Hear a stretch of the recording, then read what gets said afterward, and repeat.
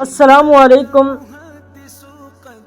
5 مئی 2026 زینت المحدثین، امام الشہداء، فخر عرب و عجم، شیخ الحدیث مولانا ادریس صاحب کی شہادت کی خبر جب بجلی بن کر امت پر گری تو یوں محسوس ہوتا تھا جیسے ہزاروں مدارس یتیم ہو گئے ہوں، جیسے لاکھوں شاگرد اپنے روحانی باپ سے محروم ہو گئے ہوں۔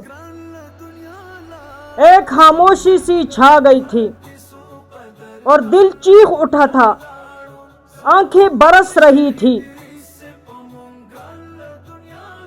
اور دل سے یہی ایک جملہ نکل رہا تھا کہ امت کا ناقابل تلافی نقصان ہو چکا ہے۔ لیکن مزے کی بات یہ ہے کہ جب شیخ صاحب ہمارے درمیان تھے تو ہمارے پاس ان کی قدر نہیں تھی۔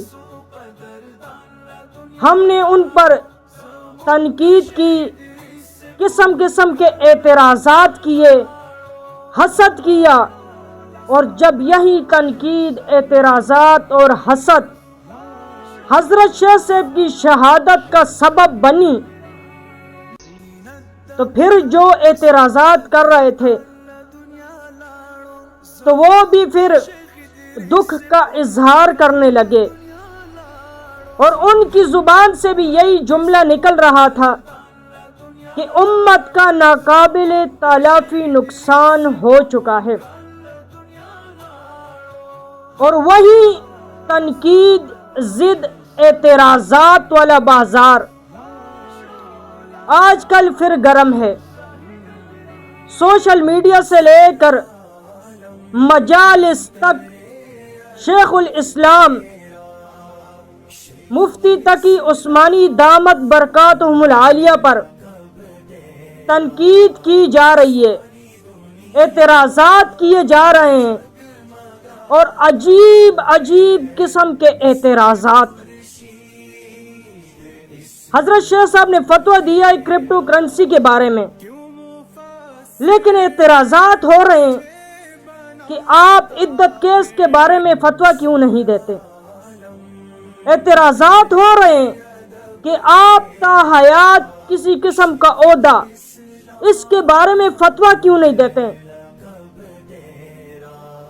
تو آج کل شیخ الاسلام سے بھی تنقید کی ضد میں ہے۔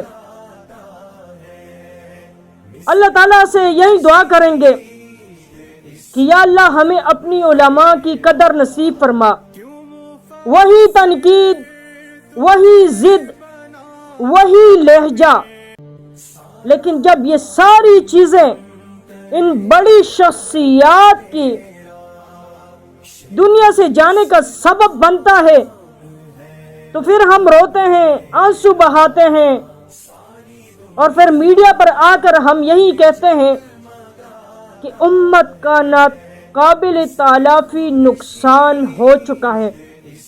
تو اللہ تعالی ہمیں نظرات کی قدر کرنے کی توفیق عطا فرمائے۔